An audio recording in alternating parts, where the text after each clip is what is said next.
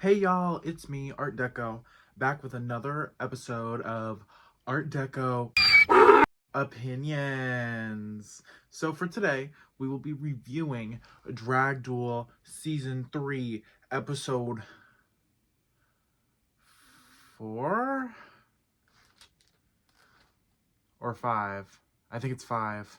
Episode 5. Oh yeah, I'm professional and I definitely wrote down what episode it is. For this episode, they had to do this sort of paired podcast moment where they had to make their own podcast and film an episode of it. And personally for me, I didn't really enjoy this challenge at all. I just think that podcasts are hard to make interesting in the span of like a week.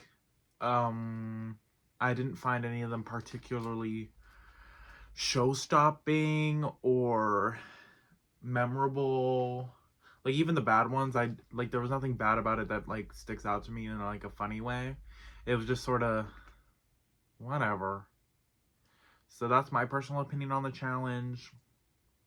Drag Duel and all the contestants do not take offense to that. I just didn't enjoy it. I don't think it works when the two people aren't in the same room sometimes, and then I sort of think like it's a double-edged sword. Like you either pre-plan it and it just sounds fake, or you improv it and it's like a mess, which I feel like is what happened this episode. So I wouldn't exactly say this was a success. But besides the challenge, we had a amazing runway. So let's get into the runway first. Category is tarot cards. Let me scoop. So first up, we have Alex Electra doing the Justice card. I really enjoy the inspiration and the meaning behind this look because it was about an event that happened in Serbia that left a lot of people dead, and they're still trying to get justice for that. So I really do appreciate her using this look as a way to talk about that. As for the look itself, I think it's very beautiful. She's obviously very beautiful. I would say, though, that it's not the most interesting in terms of just, like, standing out against everybody. It's beautiful, but besides that, there's nothing really that, like, gags me about this. So, I still love it, though. Next up, we have Gwendolyn, doing the Star, I believe. Yeah. I think this look is cute. I love the painting on the back. This baby doll silhouette we've seen a couple times from Gwen, I think, so far. I enjoy everything about it. The only thing I think that could have been improved was the headpiece itself. I think it's a little loose on the head and it's a little lopsided, so it makes it seem like it's gonna fall off any minute, which was stressing me out the whole video. It doesn't seem like very well attached to the head. And as a headpiece diva myself, I love when things are attached right. So that's my only critique about that. But besides that, I think this is a really cute look. Next up, we have Heavy Cream doing the Fool. And I love the color palette and the story and the reasoning behind this. It's all about Heavy Cream's trans journey, which I really love. I do think, though, however, the execution could have been a little better. I just don't think these fabrics necessarily go together very well. I love some pieces separately, like the corset and the headpiece and the boa, but I feel like mixed together it's just sort of eh. And then the shiny fabrics and the matte fabrics, I don't think it's particularly my favorite, but I do like clown and jester looks. I love a headpiece, as you know. So I do love it for that. It's just not my favorite on the runway today. Next up, we have Hennessy doing the Moon. I think it's cutesy. Okay, wait, I'm not giving it enough praise. I think this is beautiful. This is so beautiful. I enjoy everything about it. The huge moon, the beautiful gown, the cute headpiece. I think my only critique on the look is that I think the moon was a little clunky around the edges. I think it could have been smoothed out a little more. I don't know what it was, but there was something off about the moon that made it look a little hodgepodge. But like as a hodgepodge diva, I don't really care. Is my hair poking out? Oh my god. Why did nobody tell me that? I got baby hairs by accident. It's still there. Go away. Go away. Is it gone? Yeah, sure. Yeah, okay, whatever. So yeah, I like it though. I love it. It's very beautiful. I love it.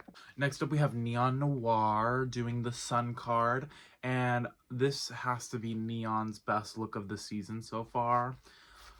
Like, Jesus. Neon, you kind of tore this up. Neon hasn't been very well known for being the fashion icon this season. No offense, Neon. But I think this look really turns it up a little bit. This huge coat, this beautiful gown, this headpiece. I think everything really works, and it's just very beautiful. And I'm glad that Neon really stepped it up this week. Generally for everyone, I'm not going over their performances in the challenge because I really could not care less about this challenge. So yeah, I don't know what she did. Next up we have Robert Band doing the King card or ruler card, something like that. I think this is really good too. I love the huge tassels. I love the armor pieces. I love the recreating the card like during the runway video. My only critique, I think, is that I wish there was more silver in it. Like the silver at the bottom is really good. If there was like a chest piece or something on the arms or something on the head, I think that would have really helped this be elevated. I know that might not be fully accurate to the card, but I just think I like things to like tie into other pieces. Like I have this fabric here and this fabric here, and I have black here, and then I have a black skirt on. I have this red here, and I have red in my makeup. Like I want it to all tie together in a very nice way, and I think that just the silver need to be tied in better in another spot of the outfit. Next up we have Shafrania doing the Hanged Man. I think this is cute. I think the dress is very beautiful. I like that she picked a sort of weirder card that would be hard to pull off, and I just think that it didn't fully turn out the way she wanted. It definitely feels more like I have this dress and I have to do this category. How can I make this dress work for this category instead of making a look inspired by the look or inspired by the card? It was more like, I have this look. Let me make the look inspired by, you know what I'm saying. You know what I'm saying. I do like the big prop. I feel like it could have been tied in a little better. But I don't know. I think she's beautiful and I enjoy it. So no real problem for me. Next up, we have Smokey Carmichael doing the Sun and the Queen of Wands, or the Princess of Wands, or the Witch of Wands, or something about wands.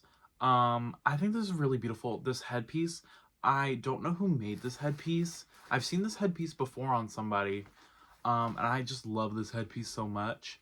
So whoever made this, you get your 10s from me, because this is a beautiful headpiece. My one critique is that I wish the yellow in the headpiece matched the gold in the outfit, or the yellow in the outfit, because I feel like they're kind of clashing and they're not super matchy. If the tulle on the headpiece was in the outfit somewhere, I feel like that would have helped it like blend a little better. But overall, she's beautiful. So, next up we have Stella Incognito doing the Death card. I think this is a really beautiful look. I love the back piece. I love the gown. My one critique is that, like, honestly, if I didn't see that this was a tarot card inspired challenge, I wouldn't necessarily think this was death. Yes, it's black. Yes, it's a little spooky, but I feel like I think it's kind of annoying to all... Hello? Can you get out of my room? Sorry, my cat just walked in. She pissed me off. I think the skull makeup would have made this like pop a little better. Obviously that's a little like duh for the death card, but like sometimes you need to do something obvious to stand to make it make sense. Y'all know what I'm saying. Y'all know what I'm saying. Y'all know what I mean. Y'all know what I mean, right? Okay, good. And last but not least, we have Transgenifa's Gotti doing the High Priestess, and I'm gonna say this is my least favorite look. This is also my least favorite look she's done this season. Actually, that might be a lie. Um, I love No, I love Transgenifa. She's really good with drag. She's very beautiful. I think this look felt very much like, I have this costume. Let's make it work. Because this did not feel like the High Priestess. Like, even if she just had a headpiece on, I feel like that would have helped a little more. But this just sort of felt like an outfit that she could have just pulled from her closet. And it doesn't read the category at all. It's beautiful. She looks very good. But it just doesn't read the category for me. So, yeah. She's still very beautiful, though. And I like the change in the makeup. It's a lot softer than she's been doing recent. It's a lot softer than the other runway she did. But I enjoy it still. Now, I said my least favorite look already, but my favorite look of the night is either Neon's or Hennessy's. I think they're both very well done. They definitely read what their cards are, and they only have like minor critiques. Honestly, Neon might be my favorite of the whole week, just because I really don't see a flaw in it. But Hennessy, you're beautiful, and I'm in love with you. As for placements, Smokey Carmichael wins. Sure. I didn't retain a single thing from the challenge besides certain moments, so I don't really know. I don't really care, but I'm glad Smokey got a win because I love Smokey. High, I don't remember the other one, but it was definitely Stella. And did I particularly enjoy Stella's performance? Not really, but whatever. And then the bottom three. Well, the bottom two were Heavy Cream and Robert. And they lip sync to Evacuate the Dance Floor by Cascada, which I love this song. You're looking at me like I have anything to do with this. Sorry, my cat's still in my room. Love this song so much. And personally for me, I think Heavy definitely won. I don't know. I guess this just isn't Robert's style, because he felt he was lip syncing in slow motion, and I say that with all the love in my heart, but it felt like he was lip syncing in slow motion. So, Robert unfortunately goes home, and that's really sad because I love Robert's style and brand. So it kind of sucks to see him go home this early. With that is the end of this review. I don't really have much to say. Nothing really crazy happened this episode. Nothing memorable happened this episode either. Sorry. No shade to the cast or the crew or production. I just think this just wasn't my favorite episode of the season. So whatever. But that's it for this episode. I'm Art Deco, and meow.